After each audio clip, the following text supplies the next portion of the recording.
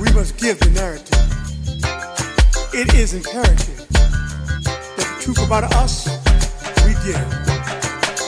No more trying to get ratings with the hating. No more fake news. Now we can choose Boston Black News.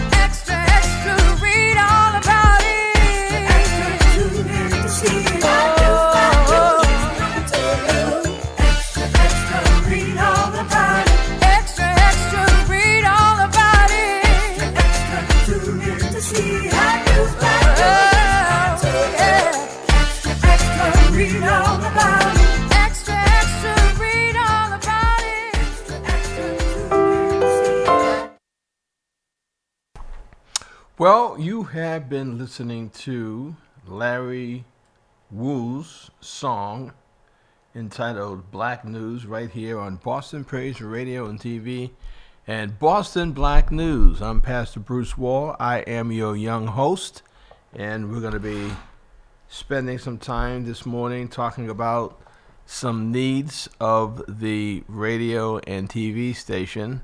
I'm just adjusting my mic and adjusting some other concerns as I'm trying to get mic'd up. One of these days,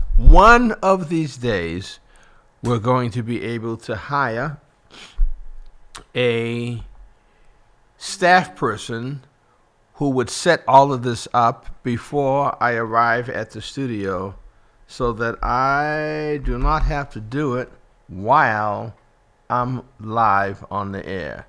So that's something that I'm hoping for, and that's something that I'm going to believe is going to happen as our radio and TV station and ministry continues to grow. You may have been listening to our broadcast early this morning and yesterday and for the past week. We actually have been airing a promo that's talking about the financial needs of the radio station. And we do have financial needs that we're looking to you and many others to assist us in meeting these financial obligations. We have Renee Wise, who is faithfully here at the studio during the week. We have Pastor Franklin Hobbs, who is able to come in when he's not at South Bay or Nashua Street, talking and engaging with a number of the men and women that he's ministering to there. We have Eric, who's able to come in sometimes when he's not fully engaged in his own work-related responsibilities. And then you have me. And I'm managing the church as well as managing and assisting here with the radio and TV station. And we definitely need your help and assistance, because when we started this, one of the things that somebody said was that there are three ways. This is a test now. There are three ways that people can give to the radio station. Three ways that they can give to the radio station. So while I'm actually talking to you, I'm still editing and still working on three computers while I'm talking, and I have to finish this before I can step into what I want to say. And I'm working hard to make sure that this works. Okay, so there are three ways that people can give to the radio station. One way is to donate. Make a decision that once a month you're going to donate to the radio station, And we have been airing that we have to raise, very easily, we have to raise $10,000 each month in order for us to meet our obligations. And that's just a small amount of money that we have to raise to meet a minimal needs of the radio station. We'll be talking about what it will take for us to continue the growth. We were thinking in terms of wanting to set up another studio in another part of the city. So we'll have a studio here at the church and another studio at another part of the city. And we're also thinking about building a studio here in the church where people can come in to a larger studio, bigger than this one.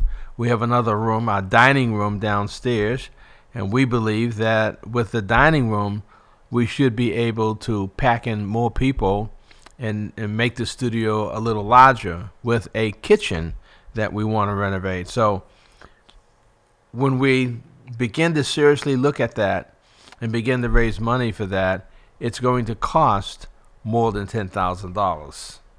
More than $10,000 a month. But right now, our minimal need is $10,000 a month.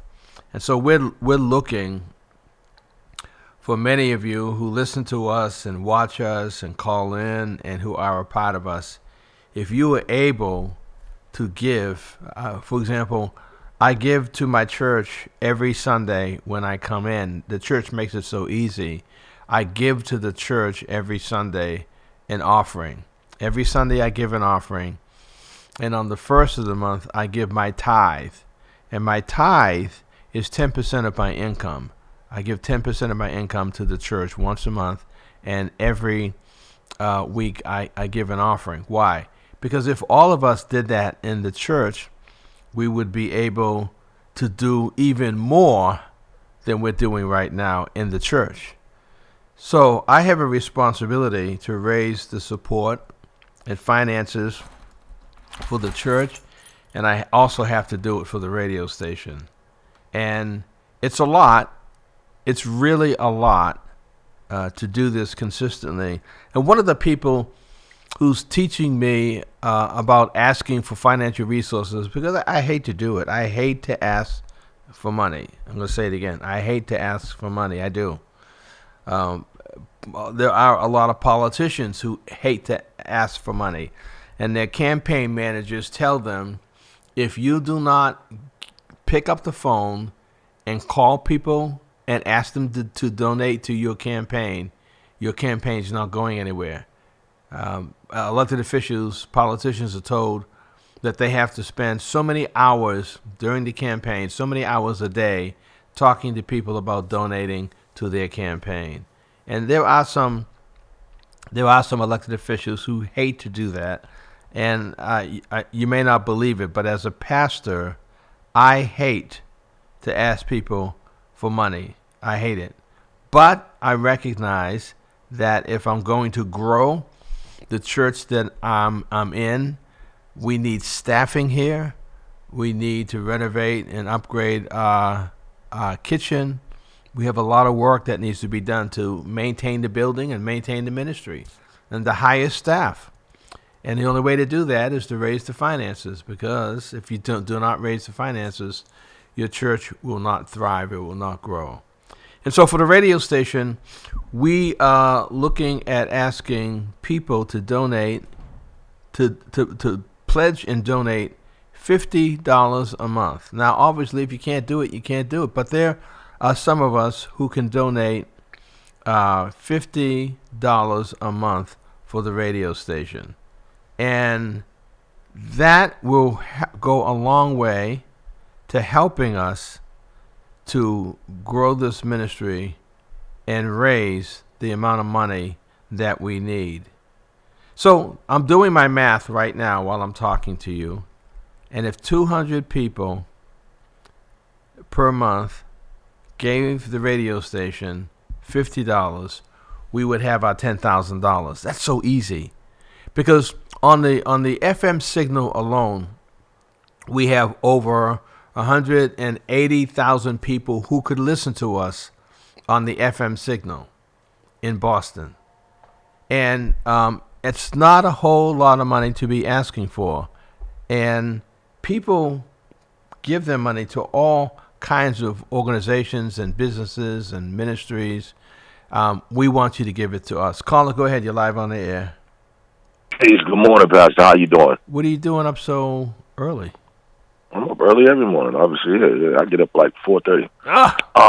Go ahead. Yeah, but I just first of all, pledge bone, and I just try to drop 50 on it.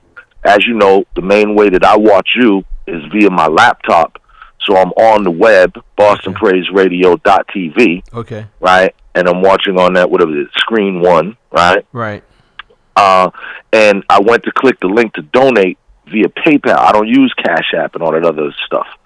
So I went to do it, and the link doesn't work. So if you can send me the link to PayPal, I will get you 50. And if you don't have that, then I'll just slide you a $50 bill when I see you. Yeah, yes. You know something? I've been working on that link for the past couple of weeks. I mean, I probably should ask someone to do it, but it went crazy and it's not functioning. And you're right, it's not functioning. And some of the people who wanted to donate for the end of the year donations, they say the same thing. They don't use Cash App and Vimeo and all of those. They'll use PayPal. So we got to work on that. Well, when you have time, I mean, you know a web guy. Hello. When you have time, I can show you too, because with PayPal, they also offer you a little, it's like a website. So for instance, my company is called Prophecy Communications. Okay. So my thing is like paypal.me/prophecycom. Mm-hmm. You know what I mean? Mm-hmm. So you could have your own paypal.me, whatever, /Boston Praise, mm-hmm. or whatever it is, mm-hmm. so that even when the links may not work, it will always work through that website link. You know what I mean? So I could show you how to set that up as well. Okay. Because, you don't want to be missing no money. Especially in this day and age. You are absolutely right. And, I said it earlier, I just hate to ask for money. And on Sunday mornings, I don't even raise the offering. I just rotate different people to do it because I don't want to do it. And part of it's I've never really had to do it, working a job throughout this ministry. I'm now here full time. I've been here full time for a while, and we've been doing well. But COVID came in and started crushing things and pulling people out, and so it's been a struggle. And I've had to grow into asking people to support this radio and TV station, but I'm doing it. For people who are sincere, that's the most difficult thing. Now, and see, it's funny because the people who are not sincere, it's the easiest thing for them to do. That's just like all they do, right? I had the same problem when I ran for office, and also I have the same problem just as an activist. I hate asking for money, mm-hmm. And you are correct. People who do the campaigns, they're advised you have to get past that uncomfortability, and as they call it, dialing for dollars, and you almost have to channel in a little bit of a telemarketing thing. And all of those ministries, and once again, many of the insincere people, but the people who made it big, the Jim Bakers, whatever, what was their main way that they got money? They constantly were beating that drum for people to donate, and that's how they built their huge empires. Yeah. It's unfortunate that often the people who build those huge empires have wrong intentions, because imagine the good works that they could have did. Like if a guy like you had that level of resources. Oh my gosh. Right. I know you wouldn't be frivolously, you know what I mean? You wouldn't live in a palace, mm-hmm. And have lions and tigers in your front lawn and, and be surrounded by, poverty. No, I'll just build a moat around the house and do it that way. People can't, they have to swim across the alligators to get in. Hey, listen, the way I hear some of your friends talk about you, the people might build a moat around your house. I pulled up to the house 2 days ago, and there were 2 huge deer. We have deer out in the backyard. 2 of them, just eating up whatever grass they can find and leaves. And I'm saying, where do I live? This is Hyde Park. What are they doing over here? Unbelievable. Well, because of the hunting laws and everything, this is why, a lot of people are attributing these type of things to it's all the urban development and all that. as if these coyotes or whatever were living in these areas already. You know, these things are coming. I hate to, alert people, but these things are coming from the wilds of like along Quincy and all that. I forget what you call that little basin. What is it? The Quabbin Reservoir and all that stuff. And then all these things that, basically follows the rivers along the Charles River. And I'm not talking about the pretty part up by MIT and stuff, but the Charles River goes a long way, and the Muddy River, and then are you the familiar Blue Hills. Are you familiar with Turtle Pond up here in Hyde Park? Exactly. That's where that's where they come from, all around there. Exactly, and the Blue Hills and everything. Right, so right. What we have to realize is that everything, and particularly this past year with the drought, animals coming out because they're looking for water, they're looking for food. Resources are getting thinner, coyotes and whatnot again, and because of the hunting laws, which they just put back up, you can actually go shoot deer now in the Blue Hills. Wow. Because of the population explosion. So, they need to do a turkey license and shoot some of these turkeys. Have you been driving? Do you have a lot of wild turkeys in Roxbury that when you're driving, you have to stop the car and wait for the whole family to decide whether or not they're going to cross the street? Oh, I don't stop. Key point. I'm from Roxbury. Move it or lose it, Jack. You know what I mean? So no, I start beeping my horn and I pull right up on them. I don't care. Because my life cannot be dictated by the lower beasts. God gave us dominion over the animals, Well, listen. Karen was on 138 driving a number of years ago, and she had a smaller car, and she said a deer jumped right out on the highway, and she hit it, and she got a little teary-eyed. She pulled over, and she went into the bushes to try to find the deer to try to get help for it. She couldn't find the deer. So she drove to the police station and turned herself in. And then they said it happens all the time. And then she came home, and I saw in the grill of the car, there was fur in the grill of the car. The next morning, there were 2 huge deer in our backyard. And I'm saying, Karen, you better go hide because they're coming for you. That is crazy. Well, not for nothing. She's very lucky because, I made the joke about, hitting a turkey or something like that. But you can't play with no deer. That, them things, they're cute, Bambi and all. Wreck your car. They can go through your windshield. Yeah. And then, too, they kick and they flail, particularly if it's one that got the antlers. And them things are vicious. Yeah. They can hurt somebody and really kill. So, she's very lucky that she wasn't more seriously, the car wasn't more seriously damaged and she wasn't injured or whatnot. But, if anybody listening, never get out your car and try to track down an injured animal. I know. At night, in the dark of night without a flashlight. I'm saying, Karen, what are you doing? What are you doing? Stop with that compassion. Use that compassion on me. Don't give it to a deer. Right. Exactly. But so not for nothing, the origination of this call, my pledge, I got 50 on it. $50, and I encourage the other people as well. Those of us who listen frequently, those of us who call in frequently and whatnot, and see, for me too, I got to tell you, I don't view this as a supporting of, let's say, the ministry or a ministry. I know you view it as a ministry, right? Mm-hmm. But to me, I view it as a service. Mm-hmm. You see what I'm saying? Mm-hmm. It's a service that's provided. It's a platform. It's news. Oftentimes when you're just, talking, it's often just conversational and therapeutic in some ways. Right. So it definitely has a role in the community. And certainly I think that role is worth at least $50. Mm-hmm. And, for those of us, because as you mentioned, like everybody ain't got it like that. Right. But a lot of us do. And we have to look at, some of the things that we spend our money on. Some of us, maybe not so many Christians or whatnot, but some of us might smoke cigarettes, right? And that's, that's a $12 to $15 habit every time you do a pack, or, you buy a drink, or whatever it is, your subscription to your little app or whatever it is every month.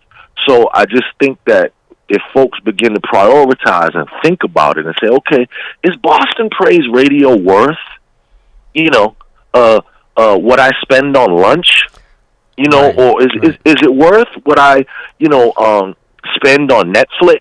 Mm-hmm. Or I mean, so I think people have to really begin to think about the things that we utilize and what's really important, and prioritize and contribute to ensure their survival. Yeah, yeah. We have a new broadcast coming on shortly in the next maybe 2 weeks, and it's going to be a broadcast dealing with diabetes, and it's going to be on twice a month. We're going to have doctors and nurses and people talking to us about that. I know a lot of people who have diabetes, and I never really seriously took a look at it until something happened in my immediate family's life with a member of my family who has diabetes, and I said, oh my gosh, or as young people would say, oh snap, this is serious. So they're going to begin to talk about it to the community from our station. And we also have another group coming in who will be probation officers and judges who will be utilizing our station to speak to the community. So I'm a little excited about some of the new things that are going to be happening with us. And as people support us, we'll be able to even do more. Well, I'm very interested, particularly, but I'll start with the diabetes, because particularly if with the combination of the medical professionals, if you also bring in guests who are diet and nutrition specialists, right? Because most people get to diabetic, and people think diabetes, it's almost like a stigma. We think old people get it, or fat people get it, or you know what I mean. There's a lot of people who are also pre-diabetic, and a lot of kids. I forget what they call that. It's juvenile diabetes. Never heard of that. Never heard of that. Oh yeah, that's yeah. And and then too, when you look at what our diet is, think about, when I used to go to church with you, 12 Baptist, down the street was Walker's, right? And the other store you were talking about. You have to wait in line while they transact another business in that store. Right. And while Rev Michael Haynes was preaching, what were we doing? We were chomping down on Jolly Joe's and Starburst and Boston baked beans, and we were hopped up by candy. If you ever wondered why we were so hyper in church, we were hopped up on all that sugar. And think about that as kids. If you wake up, if you're fortunate enough to get a breakfast, pancakes with syrup, your frosted flakes, orange juice, which is, is great, but is also very high sugar, and then you top that off. Now you got the candy, or you might have a soda and all that, and then chips and all that. So a lot of our, and what was a treat as a kid? Let's go to McDonald's or KFC after church, or Popeyes or Church's Chicken back in the day, So these type of things, the connection between diet, nutrition, and diabetes, and then medically having to deal with it and fight it, I think that would be a very dynamic, perspective, and I'm sure that your experts are going to be on that. Right, and I hope they're going to, I hope that they're going to make it, or they're going to have to make it interesting too, in order to keep people's attention. Right, of course. So there's a lot of prepping that's going to have to be done to get them ready to come before our audience. But we need it. We need the information. I need the information.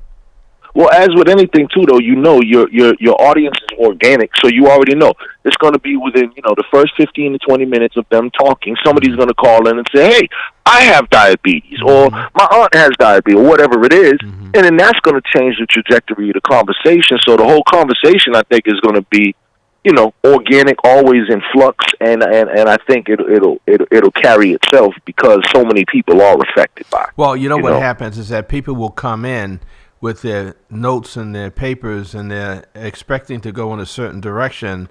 Then two or three calls come in, and now you're off your script. You're off your script because now you're responding to the question. But quite frankly, the people who are asking the questions, you're actually now meeting their needs. And you're meeting the needs of other people who have the same question but are afraid to call in. So, there's a lot of work that we have to do to prep these folks and get them ready for this new opportunity here at the station. and then you said you got probation officers and judges coming through as well. So I would love to see that in conjunction too with some of the Mamleo folks, of course. And see how that interacts with the law enforcement folks, and of course somebody myself, as on an activist tip and dealing with police reform and such, would have a lot of questions for them around criminal justice and so on and so forth. And to that note, probation officer, are you bringing in anybody we know? This is all in the formative, the developmental stage, and it's going to be the entire Suffolk County Trial Court team that will be coming in. But again, I can't give any more specifics because we have to sign an agreement. But the trial court is saying that they're doing a lot of innovative things, and not a whole lot of people know about it. And they also want to know how they're doing. So I can't recall the last time I heard a judge on a talk show program. I'm sure they go, but it's been a long time since I've seen them be on a community radio station.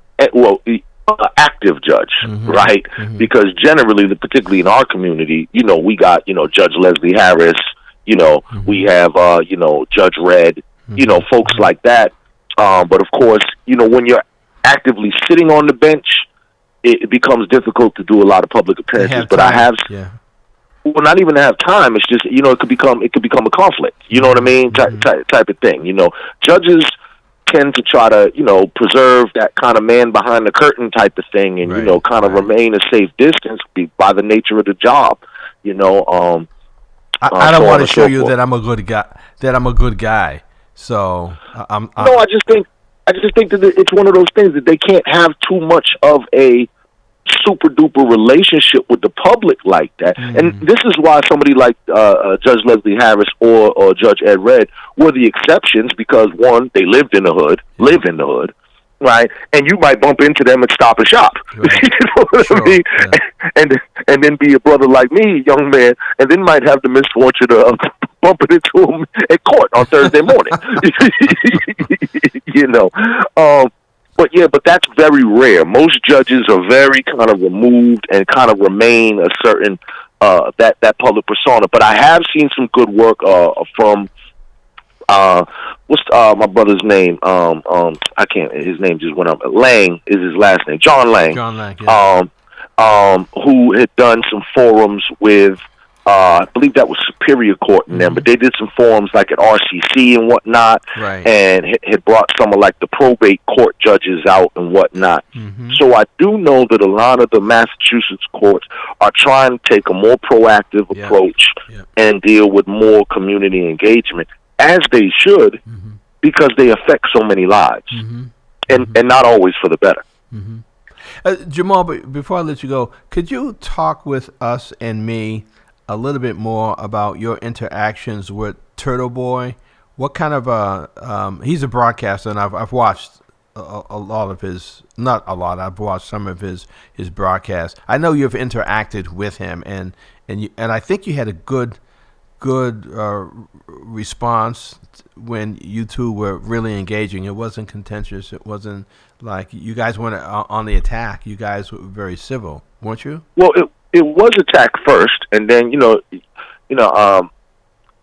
secret, I'm very charming. So so what it was is he began with the whole Monica thing. Okay. And when he was dumping on Monica and had kind of uncovered this whole realm of like fake activists or activists who were doing bad things or what have you, other people were like, well, what about Jamal? Primarily the Monica and them camp. Right? So then he started attacking me and like kind of lumped me as like one of these fake activists with them, right? And so then I called him up, as I do, and was like, hey, I really don't care what you say, because I got a thick skin, so I don't really care. But, I don't know if you care. You're absolutely wrong, and you got me 100% wrong, and here's the real deal, and maybe do a little research. Yeah. So, and he was like, hey, you want to come on my show? Sure. Now, see, here people have to understand, for me, first of all, in my revolutionary and activist life, and, and then when I became National Minister of Information and so New Black Panther Party and on, do you know how many times I've had to talk with people who I straight don't like, I think are evil. Like, I've had to talk with people from the Klan.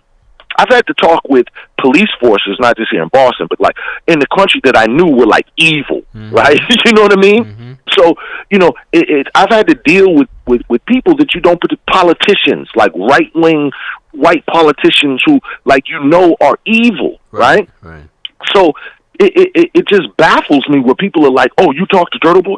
Yeah, I've dealt with way bigger fish than that. If folks haven't seen, they should go check it out. You know, I was on the show with Michelle McPhee. I've been on with Howie Carr. I've been on with Tom Finneran. I've been on with Michael Graham. You understand what I'm saying? I've dealt with the big boys, right? So that type of little thing doesn't bother me. And so he was like, come on the show. I did. And as per usual, it was stellar because I, you know, gave them all the information, and they could not find a flaw, no lies detected, and then we kept it moving. So then since that, he then further discovered that, you know, Monica was a major issue, and of course he kept beating that drum. And we've all seen the result, because both I, who was saying it first, and then he, who, you know, and it's like not like we were Batman and Robin on this, you know what I mean? People think like I've never met him in person. You know what I mean? He doesn't like come over my house and we have dinner or stuff like I've never met this man in person anywhere, right? So so things like that. But it worked out, and we just both happened to be right. So that's basically the relationship. He'll call me if or not call me, but like email me or like text me on Facebook basically. If something's going on and he's like, hey, do you know about this? Or what do you think about this? Or something like that. And I do the same with him. Mine are more, you know, particularly around the police stuff, because say what people want about him. And people have to understand this. And this is how I've tried to explain it.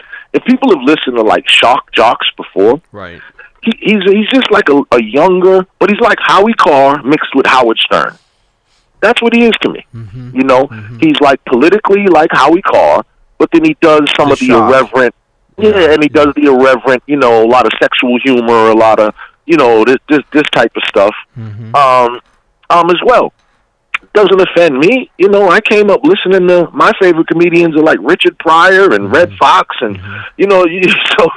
You know, I've heard all the words, and in every combination you can put them. Where is his studio located at? Do you know? Is he home base? Yeah, I have no idea. I think home base, but all I know is like he lives out in like the Worcester area. You know, once again, I've never met him, but yeah, it seems like he's just doing it from his basement or wherever he's doing it, and he's certainly too. Now that I will also give him, like you.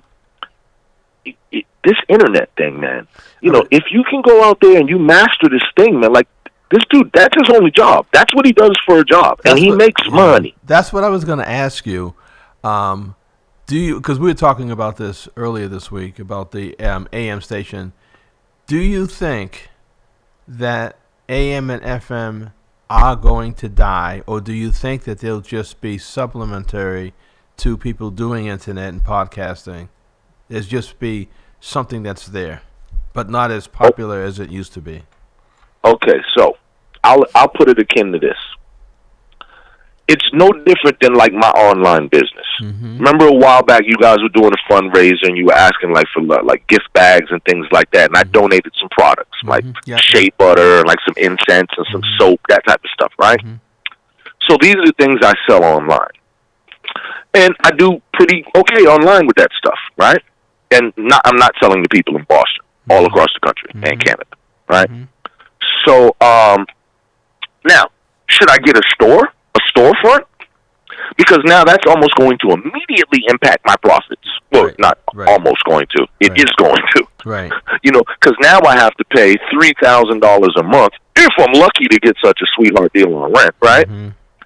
$3,000 a month for a storefront, not to mention the lights, the heat, you know, whatever, right? And that's going to suck up all the profit.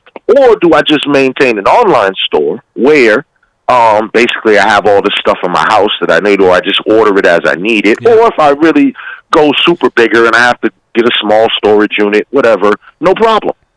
Right? That's all cheaper.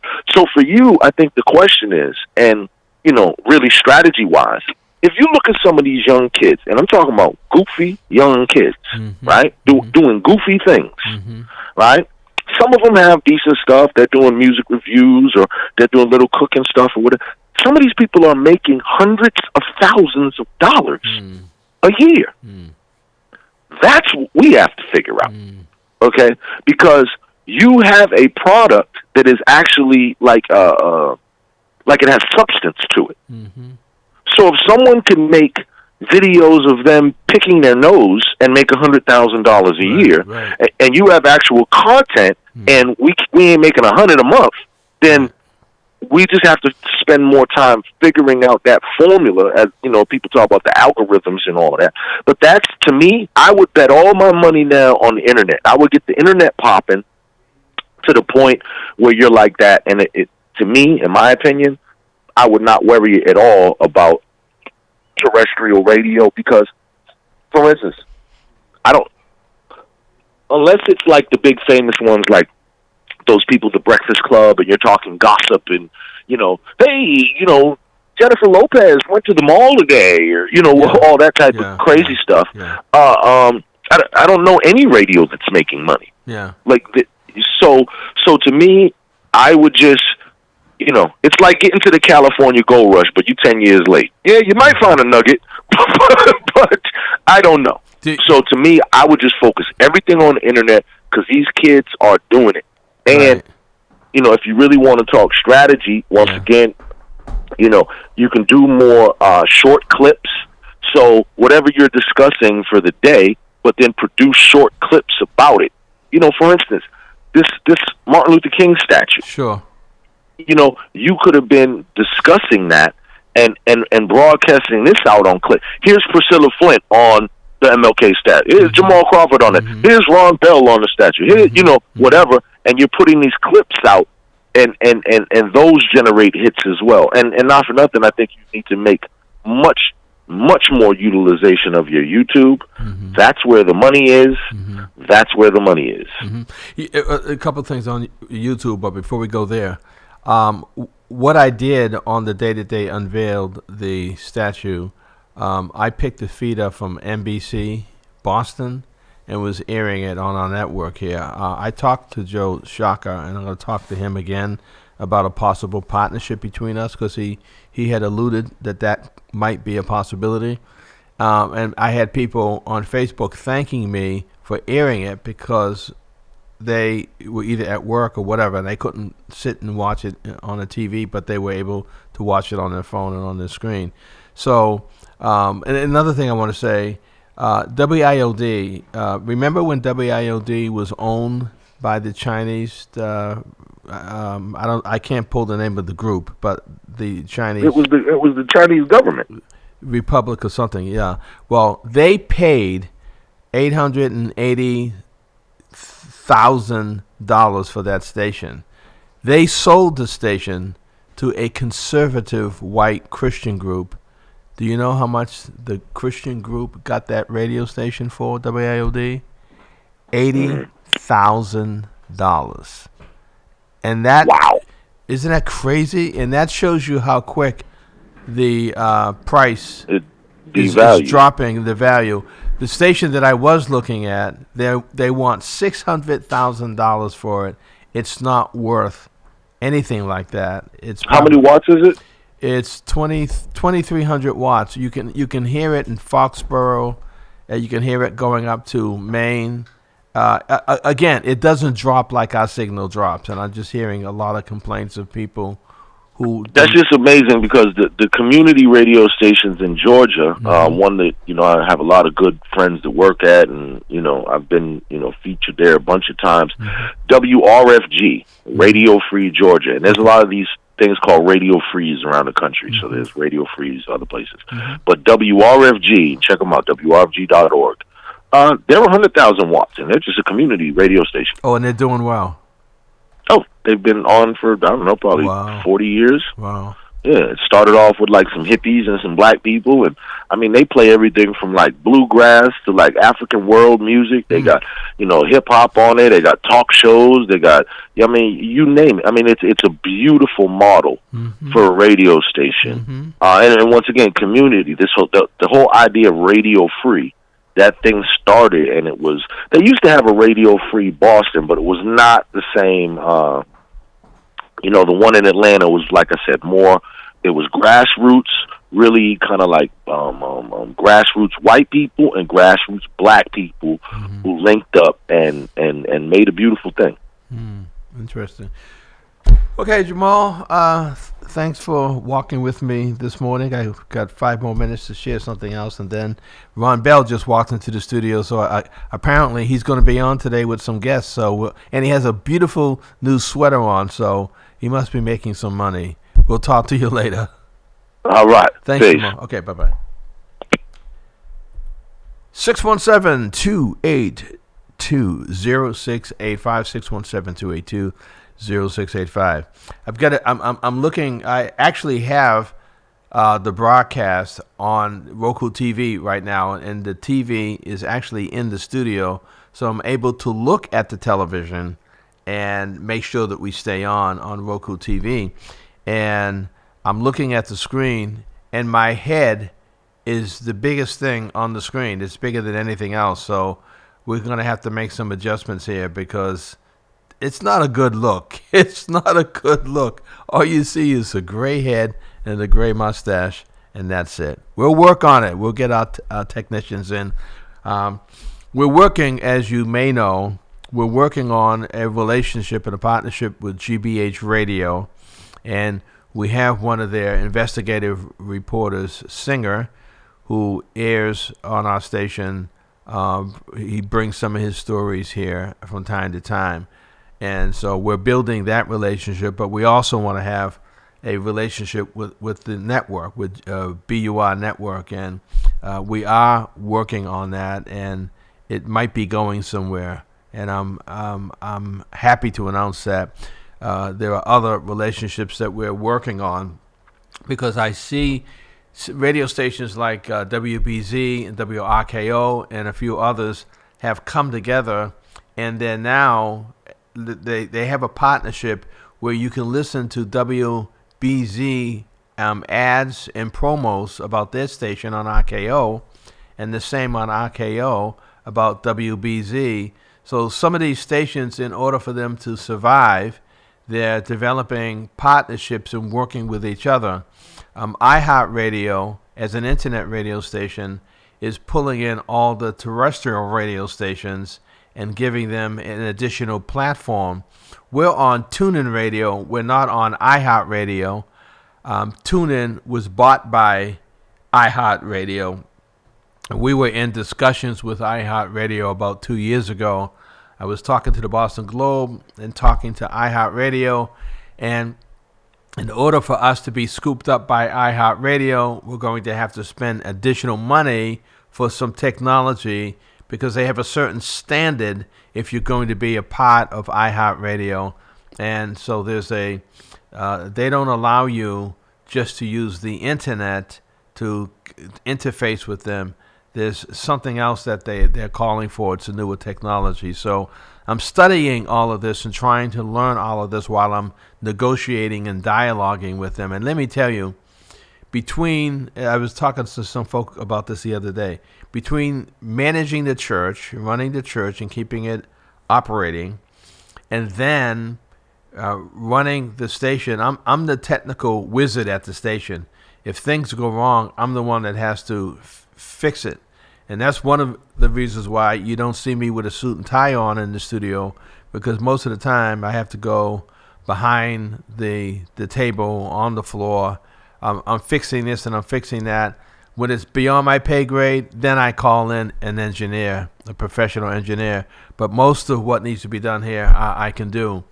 It's important for us to continue this growth. It's important for us that I understand the technology and the newer technology. And what Jamal just said, YouTube is one of the ways to go.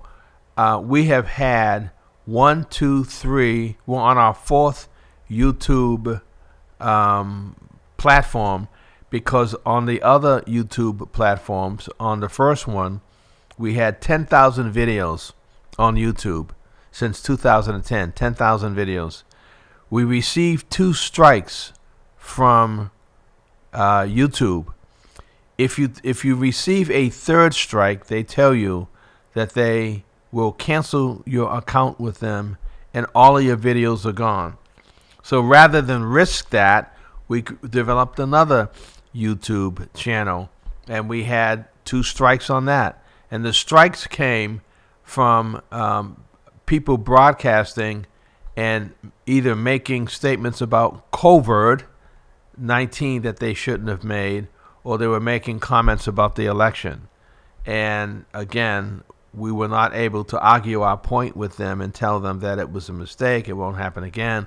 So every time we've received 2 strikes, so that we do not receive the third strike, we've gone to another YouTube page. So now we started our next YouTube page, and we're not going to broadcast live on YouTube. I'm going to listen to every single broadcast before they go up to YouTube to make sure they conform with the standards that YouTube has put forth and told us, these are the community standards. You violate them, or if your broadcasters violate them, then we're taking the channel. So it's a lot of work, and we obviously need your help. And as Jamal said, he tried to make a contribution to the radio station today on PayPal, and there's something wrong with our PayPal setup. So we'll continue to work on it, and call Jamal in if I can't figure it out in the next couple of days, because we've lost a lot of resources because people wanted to donate and they couldn't get in through PayPal. If you are a Cash App people, you can send a contribution via Cash App. It's $BPRTV, or you can do it the way that old timers do it. You can write a check if you have one, and send it to Boston Praise Radio and TV. Write a check, Boston Praise Radio and TV, at 670 Washington Street, 670 Washington Street in Dorchester, Mass. Zip code 02124, 02124, 670 Washington Street. And Jamal was right that you can. There are a lot of radio stations like ours with 100 watts that are doing pretty well. I think what's unique about our station is that we have a Christian flavor. We're airing on 3 different networks, so I'm calling them 3 different stations. We have Boston Black News, which is independent from Boston Praise Radio and TV. We have Boston Praise Radio and TV, and then we have the FM signal, WBPG-LP 102.9 FM radio. And so all 3 of those radio stations and internet stations are on 39 different platforms around the country and all over the world. And again, most of you don't even know all 39 of those platforms, but other people have found them, and they have their own preference as to which ones they want to be on. Okay, I'm scrambling out of here because Ron Bell is here, and he has on a new sweater, and he wants to show it off.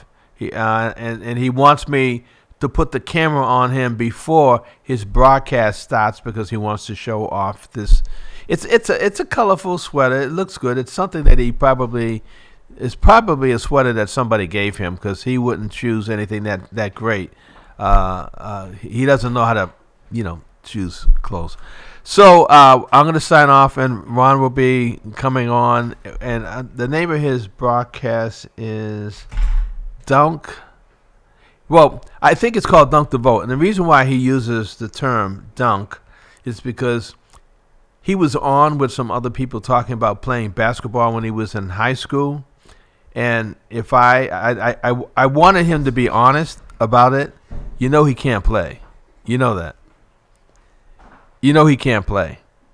Well, okay, I'll stop now because I can see he's turning red, and there's smoke coming out of his ears. So let me sign off and get ready for his broadcast called, is it Super Tuesday or is it Don't the Vote? Which one is it? Well, Is it both of them combined? yeah, something like that. Okay. Okay, here we go. We'll be back in just a moment. Don't go anywhere.